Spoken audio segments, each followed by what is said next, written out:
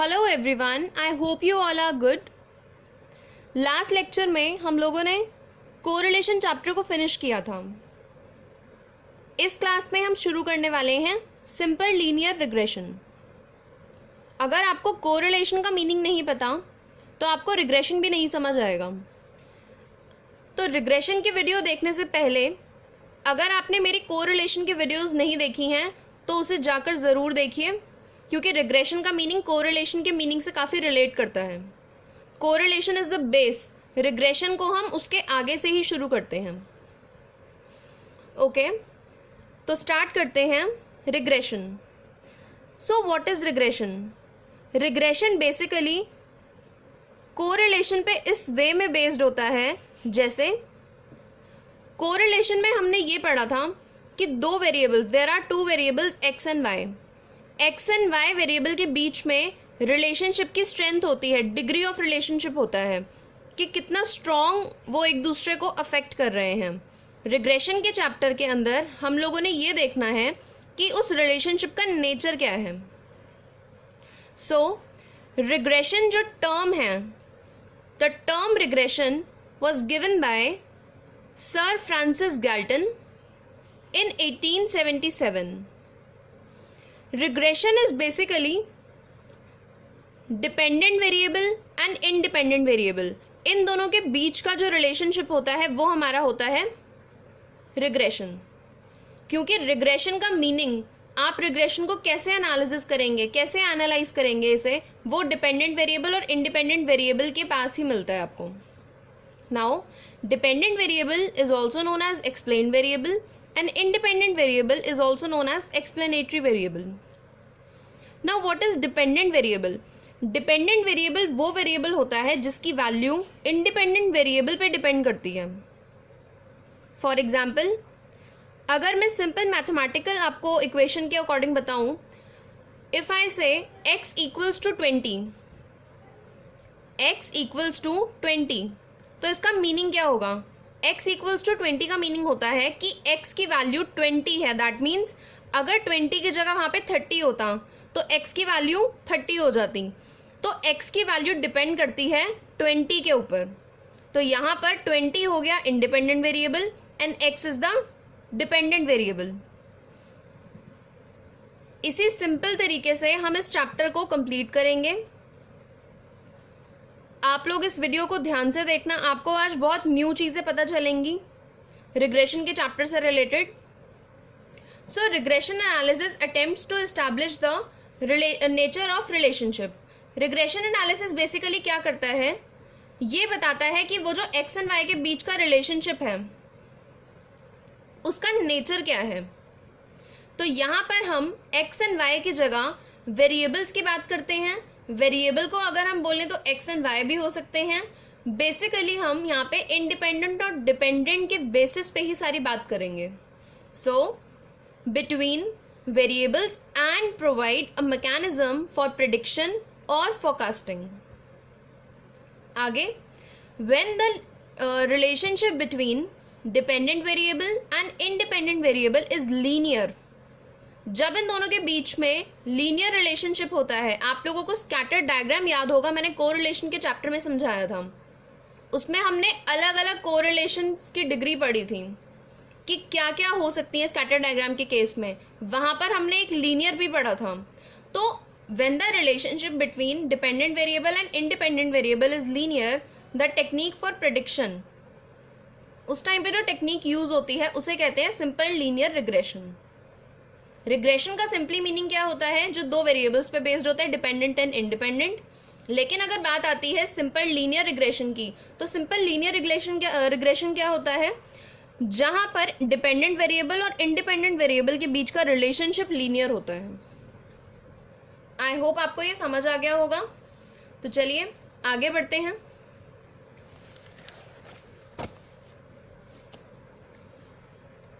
हाँ जी, यहाँ पर आती हैं हमारी lines of regression.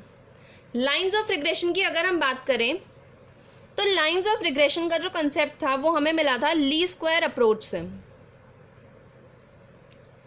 Lee square approach ने हमें लाइंस ऑफ रिग्रेशन दी हैं। तो बेसिकली हमारी दो लाइंस ऑफ रिग्रेशन होती हैं. First one is regression equation of y on x and the second one is regression equation of x on y. As the term suggests, as the line suggests, y on x, that means y यहाँ पे dependent variable है and x यहाँ पे independent variable है. तो regression equation जो होती है वो हमारी होती है y on x. ये आपको पता है जिसकी वैल्यू आपने निकालनी होती है मोस्ट ऑफ द हम उसे लेफ्ट हैंड साइड पे लिखते हैं. मैथमेटिकल टर्म में भी हम उसे ऐसे ही सॉल्व करते हैं. तो यहाँ पे क्योंकि y on x है तो हमने y minus mean of y equals to this is by(x). ये क्या होता है? by(x) होता है हमारा रिग्रेशन कोफिशिएंट. अभी हम इसे पढ़ेंगे. by(x) then x minus mean of x. तो यहाँ पर क्योंकि मुझे y on x regression equation निकालनी है तो इसीलिए y मैंने यहाँ पर लिया है और x की वैल्यू जो है जो भी आएगी, क्योंकि x अपने आप में इंडिपेंडेंट वेरिएबल है, तो x की वैल्यू जो भी होगी वो y की वैल्यू को अफेक्ट करेगी. आगे चलते हैं. Regression equation of x on y. इस केस में क्योंकि x ऑन y है तो हमें लेफ्ट हैंड साइड पे x लिखना है. तो x minus mean of x equals to bxy, y minus mean of y. अब हम समझते हैं कि रिग्रेशन कोफिशिएंट्स क्या हैं यहाँ पे. तो सबसे पहले हम देखते हैं by(x). ध्यान से देखिए, by(x) का मतलब क्या है? y is dependent upon x. y is dependent upon x. Therefore, it is known as regression coefficient of y on x. Then bxy. That means x is dependent upon y. Therefore, it is known as regression coefficient of x on y. अब यहाँ पर by(x), ध्यान से देखिए, यहाँ पर मुझे regression equation लिखनी है y on x की, तो यहाँ पे मुझे रिग्रेशन कोफिशिएंट भी y on x यूज करना पड़ेगा. दैट्स वाई मैंने यहाँ पे by(x) लगाया है in case of regression equation of y on x. And in case of regression equation of x on y मैंने लिखा है b of xy. bxy मैंने इसीलिए लिखा है क्योंकि यहाँ पे x is dependent upon y. x की वैल्यू जो भी आएगी वो y पे डिपेंड होगी. Basically these two are the slopes of these equation. Now यहाँ पर मुझे देखना है कि by(x) और bxy की वैल्यू निकाली कैसे जाती है. तो there is two simple formulas जिसे लर्न करने का मेथड भी मैं आपको बताती हूँ. by(x) equals to sigma xy minus sigma x multiply sigma y upon n whole upon sigma x square minus sigma x whole square upon n. ये formula है मेरा by(x) का. That means regression coefficient of y on x का ये formula है. आपको ये formula काफ़ी रिलेट करके लग रहा होगा Karl Pearson coefficient of correlation से. बिल्कुल बिल्कुल ठीक समझ रहे हैं आप. ये चैप्टर क्योंकि कोरिलेशन से काफ़ी रिलेट करता है इसीलिए इसके फॉर्मूले भी कोरिलेशन से काफ़ी रिलेट करेंगे. बट कुछ चेंजेस होते हैं वो कोरिलेशन के चैप्टर में. अगर आपने अच्छे से प्रैक्टिस करी है तो आपको समझ आ जाएंगे. यहाँ पे आपको ये फॉर्मूला मिलेगा. नाउ हम इसे इस वे में भी लिख सकते हैं. आप चाहें तो पेपर में ये वाला फॉर्मूला भी नोट कर सकते हैं, ये वाला फॉर्मूला भी नोट कर सकते हैं. मैंने कुछ नहीं किया, जस्ट n के साथ एलसीएम लिया है और फॉर्मूला ये सिंपल बन गया. दूसरा फॉर्मूला क्या हो सकता है इसका जो इसी फॉर्मूले से डिराइव हुआ है? n multiply sigma xy minus sigma x into sigma y upon n sigma x square minus sigma x whole square. अब मुझे अगर निकालना है bxy, उस केस में क्या हो सकता है? ये देखिए, न्यूमरेटर दोनों के केस में सेम ही रहेगा. न्यूमरेटर दोनों के केस में सेम ही रहेगा. डिनोमिनेटर को याद करने का वे क्या है? क्योंकि ये कोफिशिएंट y ऑन x है, दैट मीन्स y की जो भी वैल्यू आएगी वो x पे डिपेंड होगी. देयरफॉर क्योंकि x पे डिपेंड है तो डिनोमिनेटर बेस में मेरा x आएगा. और यहाँ पर क्योंकि मुझे x ऑन y निकालना है, y पे सारी वैल्यू बेस्ड है, तो यहाँ पे डिनोमिनेटर में मैं y के अकॉर्डिंग सॉल्व करूंगी. आपको मैंने लर्न करने का मेथड भी समझा दिया, आपको मैंने रिग्रेशन लाइन समझा दी है, रिग्रेशन कोफिशिएंट समझा दिए हैं। अब आई होप आपको रिग्रेशन चैप्टर अच्छा लग रहा होगा। तो अगर अच्छा लग रहा है तो हम कुछ इसके प्रैक्टिकल क्वेश्चंस करते हैं, आपको ये चैप्टर और समझने में हेल्प हो जाएगी। चलिए, तो हम स्टार्ट कर रहे हैं प्रैक्टिकल क्वेश्चंस। तो प्रैक्टिकल क्वेश्चंस के लिए page number 445, page number 445, 445 page का question number 1। By using the following data find out the 2 lines of regression. आप लाइन्स ऑफ रिग्रेशन बोलें या फिर आप इक्वेशन ऑफ रिग्रेशन बोलें, एक ही बात होती है। 2 लाइन्स पूछा है तो हमने अभी जो समझा है वही पुट करेंगे। And from them compute the Karl Pearson coefficient of correlation. वहीं से हमें क्या निकालना है? Karl Pearson coefficient of correlation find out करेंगे हम। ओके, तो यहाँ पर देखिए मुझे कुछ वैल्यूज गिवन है। Sigma x equals to 250, sigma y equals to 300, sigma x square equals to 6500, sigma y square equals to 10,000, sigma x y equals to 7900 and n equals to 10। तो यहाँ पे मैं इसे सॉल्व करने लगी हूँ। यहाँ पे मैंने सारी वैल्यूज लिख ली हैं जो भी मुझे क्वेश्चन में गिवन है। सोल्यूशन के लिए सबसे पहले मुझे क्या निकालना पड़ेगा? क्योंकि मुझे निकालनी है रिग्रेशन लाइन। रिग्रेशन लाइन में सबसे इंपॉर्टेंट चीज होती है रिग्रेशन कोफिशिएंट्स निकालना। तो सबसे पहले हम रिग्रेशन कोफिशिएंट निकालेंगे। बी वाई एक्स का फॉर्मूला मैं आपको ऑलरेडी बता चुकी हूँ, सारी वैल्यूज हमें गिवन है, आपको जस्ट पुट करना है and you will get the b y x as 1.6 in this question. Then b x y में भी मैं फॉर्मूला सिंपल लगा दूंगी। देखिए बी एक्स वाई के केस में मैंने, क्योंकि वाई पे बेस्ड है तो मैंने डिनोमिनेटर में पूरा वाई लिया है और यहाँ पर मैंने सारी वैल्यूज पुट कर दी हैं। वैल्यू पुट करने के बाद मुझे मिल गया b x y that is 0.4। अब रिग्रेशन इक्वेशन मैंने जो आपको फॉर्मूला बताया था जो लाइंस का, वो ये था y minus y mean equals to b y x x minus x mean. तो y और x की वैल्यू तो मेरे पास नहीं है और क्योंकि मुझे इक्वेशन निकालनी है तो मुझे इन दोनों वैल्यूज की भी अभी ज़रूरत नहीं है। नेक्स्ट केस में मेरे पास y mean and x mean नहीं है तो मैं वो फाइंड आउट कर लूँगी। सिंपली फॉर्मूला क्या होता है?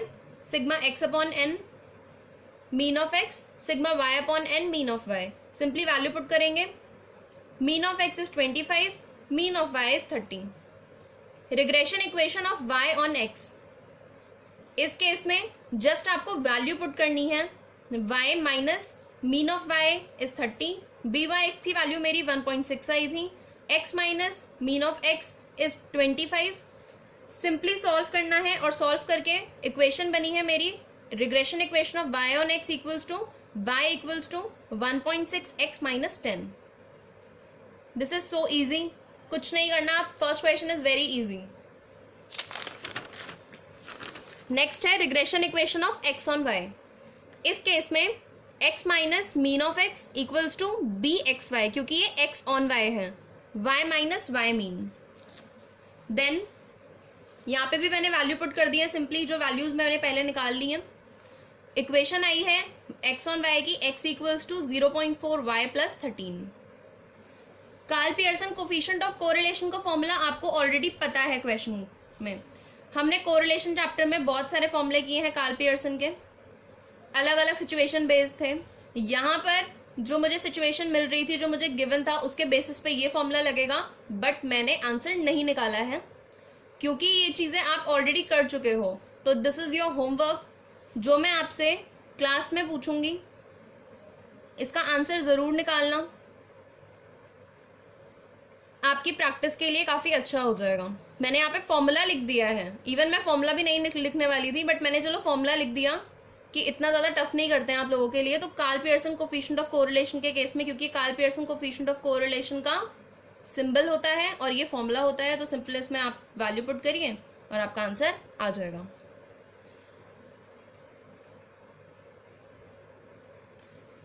नेक्स्ट है हमारे पास सेकंड फॉर्मूला। सेकंड फॉर्मूला जो हमारा है regression coefficient of y on x।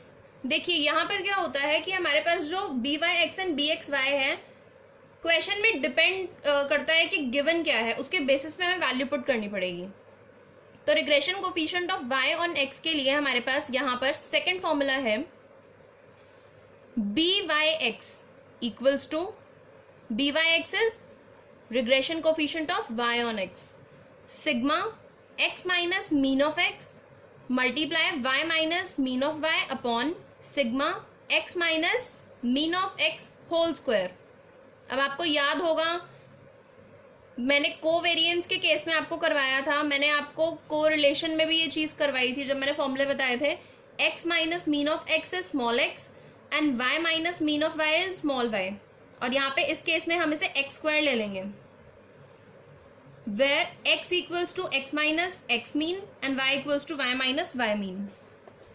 Now regression coefficient of x on y, तो इस केस में क्योंकि देखिए आपको फॉर्मूला जो पुट करने का तरीका है वो सेम रहेगा, आपको रिग्रेशन कोफिशिएंट कोई भी निकालना हो, x on y निकालना हो या y on x निकालना हो, आपको ये ध्यान देना है यहाँ पे कि इंडिपेंडेंट वेरिएबल कौन सा है।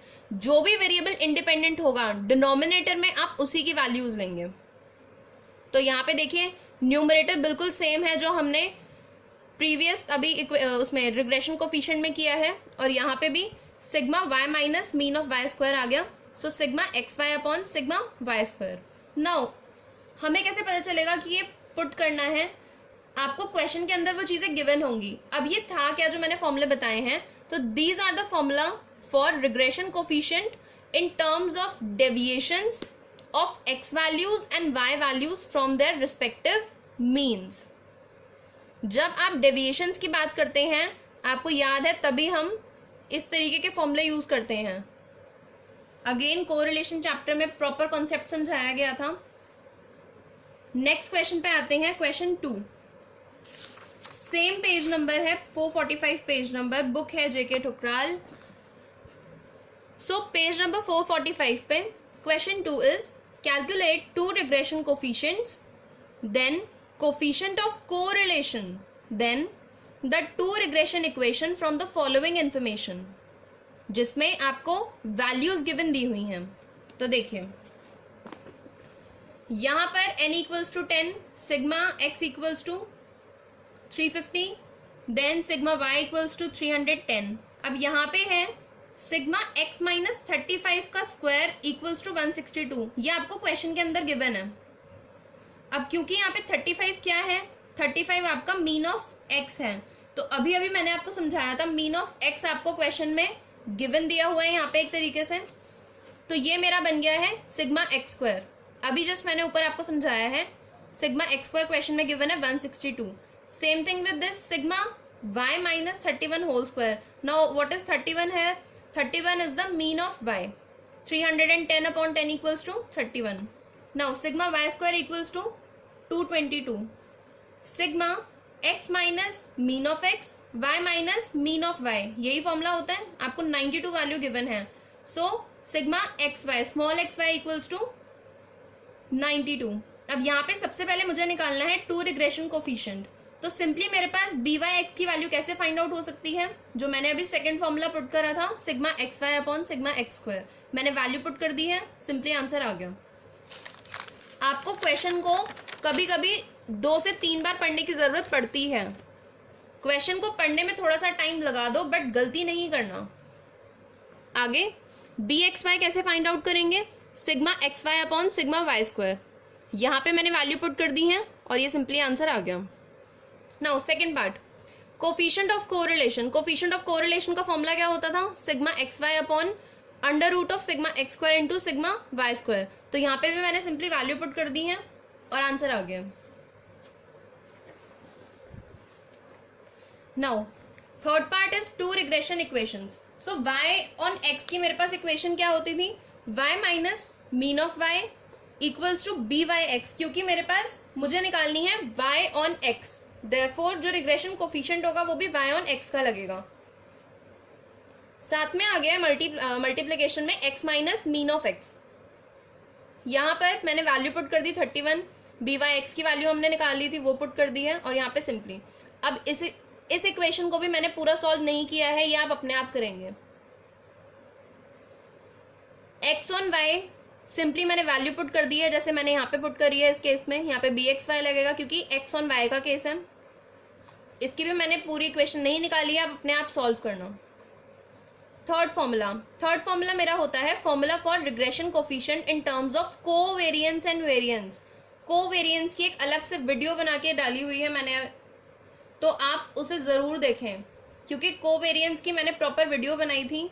मैंने उसमें प्रॉपर समझाया था कोवेरिएंस के कौन कौन से केसेस होते हैं, कोवेरिएंस का मीनिंग क्या होता है, प्रॉपर मैंने सब कुछ समझाया हुआ है। तो आप उसे जाकर ज़रूर देखिए अगर कोवेरिएंस के मीनिंग में अभी भी आपको क्लैरिटी नहीं है तो इसके फॉर्मूले में जब भी आपको केस मिलता है यहाँ पे कोवेरिएंस और वेरिएंस का, तो उस केस में y ऑन x की वैल्यू क्या होती है, कोवेरिएंस पे बेस्ड होगी।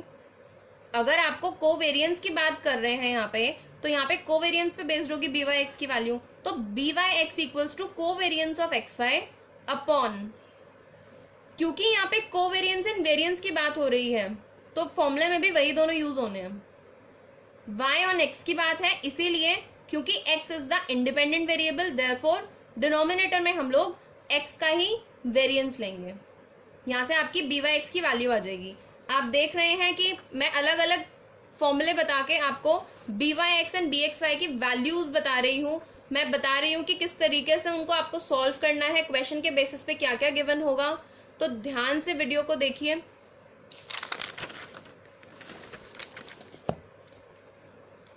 सेकेंड केस में है एक्स ऑन वाई, तो यहाँ पे बी एक्स वाई कैसे फाइंड आउट होगा, covariance of x y upon, क्योंकि ये मेरा यहाँ पे इस केस में एक्स ऑन वाई है, therefore y is the independent variable, therefore we will use standard deviation of variance of y as the denominator in this case. B x y and b y x का हमने एक और formula सीखा है, इसके basis पे हम question करते हैं। फॉर्मूले अलग से अगर आप लर्न करने की कोशिश करेंगे कभी भी याद नहीं होने हैं। हमेशा फॉर्मूले को लर्न करने के लिए आपको उसको अप्लाई करना बहुत ज़रूरी है। तो जितने भी आप फॉर्मूले करते हैं उसके साथ साथ आपको उसकी एप्लीकेशन भी पता होनी चाहिए कि किस तरीके का क्वेश्चन आ सकता है। देयरफॉर मैंने आज के वीडियो में इस बात का खास ध्यान रखा है कि आप फॉर्मूला समझ के डायरेक्ट एक बार क्वेश्चन देखें, जिसके बेसिस पे क्या हो, नई चीज़ है तो जल्दी समझ आ जाएगी।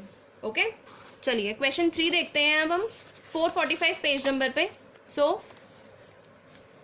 गिवन है यहाँ पे आपको covariance between x and y equals to 16, variance of x is 25, variance of y is 16।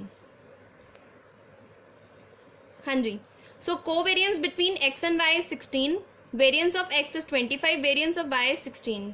ये गिवन है क्वेश्चन में। आपको निकालना है coefficient of correlation between x y, that means r की वैल्यू। अरिथमेटिक मीन्स आपको गिवन है एक्स एंड वाई के 20 एंड 30, एक्स का 20 है, वाई का 30 है। आपको रिग्रेशन इक्वेशन निकालनी है only y on x. Estimate करना है वाई की वैल्यू को, अगर एक्स की वैल्यू 30 है तो। ये आपके लिए न्यू चीज़ आई है, यहाँ पे एक न्यू तरीके का आपको एक क्वेश्चन मिला है जिसमें आपको एस्टिमेट भी करनी है इस बार वैल्यू, क्योंकि अभी तक हम एस्टिमेट नहीं कर रहे थे, हम सिर्फ इक्वेशन बना के उसको आंसर लिख रहे थे।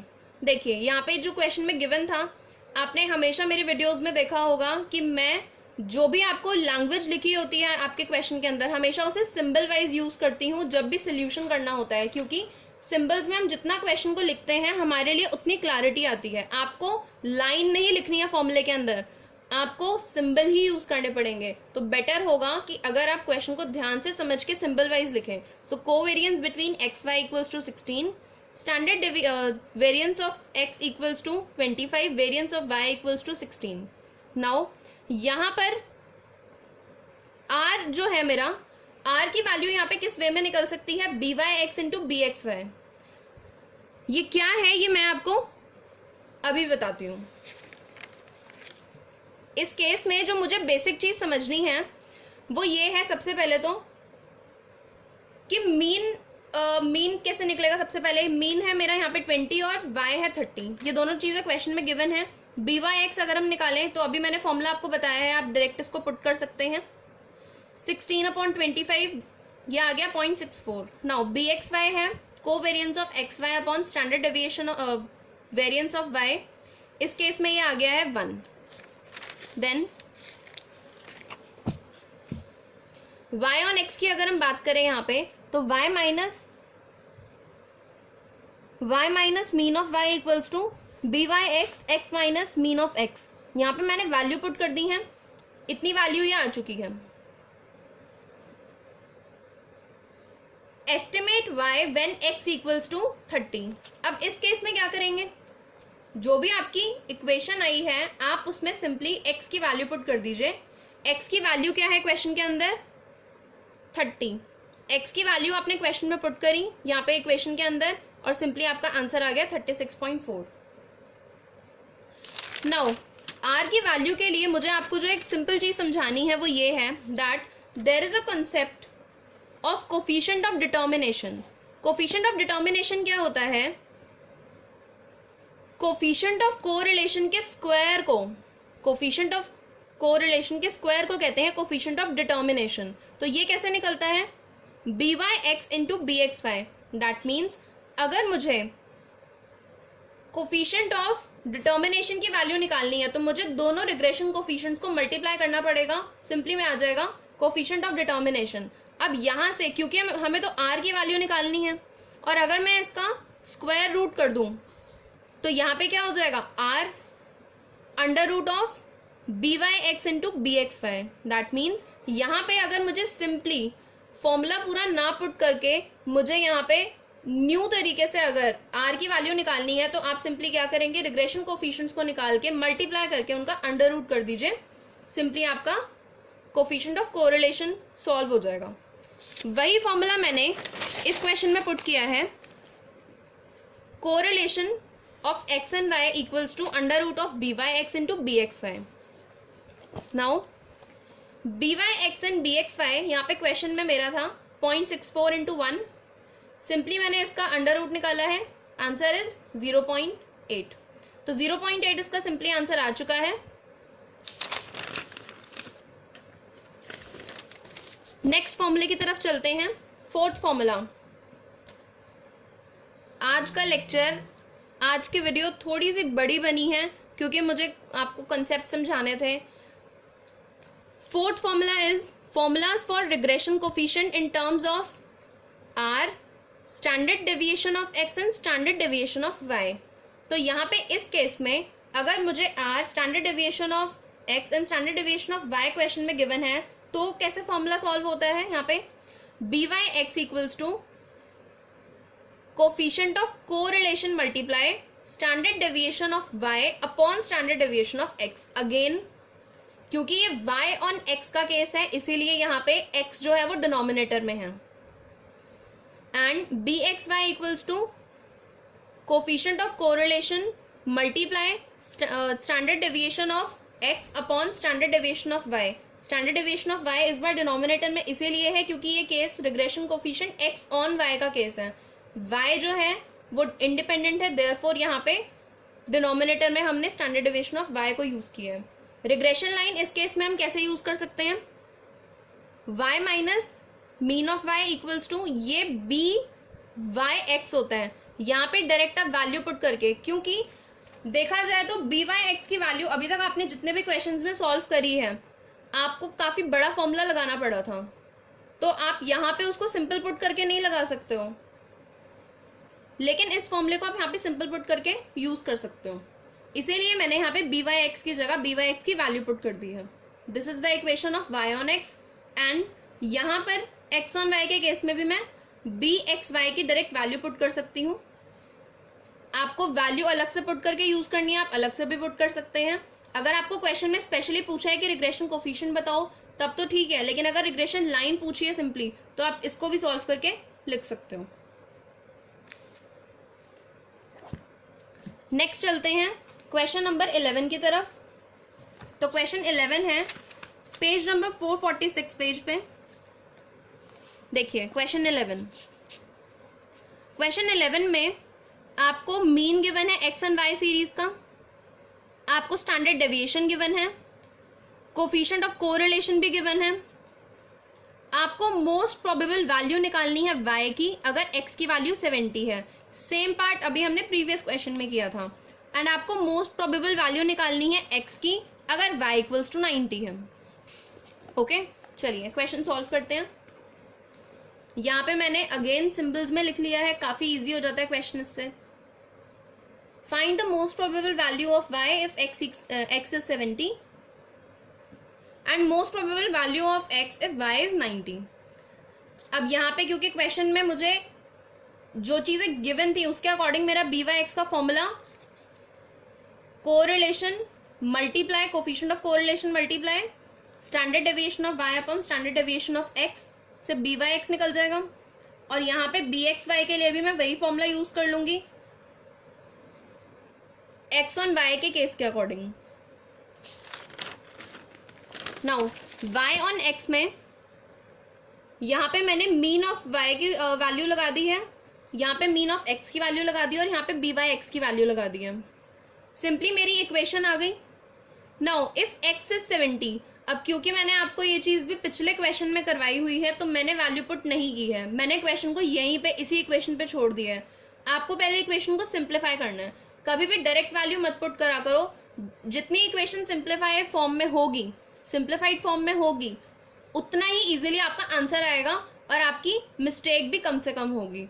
तो इस केस में आपको क्या करना है, इसको सॉल्व करना है और x की वैल्यू पुट करनी है। सेम थिंग विद दिस, यहाँ पर x ऑन y का केस है तो x ऑन y के केस के लिए भी मैंने यहाँ पे सिंपल सॉल्व किया है और आप वैल्यू फाइंड आउट कर लेना इसकी। वैसे मैंने y की वैल्यू भी यहाँ पर फाइंड आउट करके निकाल दी है तो आप इसे देख सकते हैं। आज का लेक्चर हमारा यहीं पे फिनिश होता है। आई होप आपको आज की क्लास अच्छी लगी हो। काफी बड़ी वीडियो है तो ध्यान से देखना, प्रैक्टिस करते रहिए, सेफ रहिए।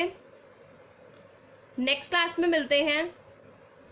जो भी डाउट्स होंगे आप वो मुझसे लाइव क्लास में पूछ लेना।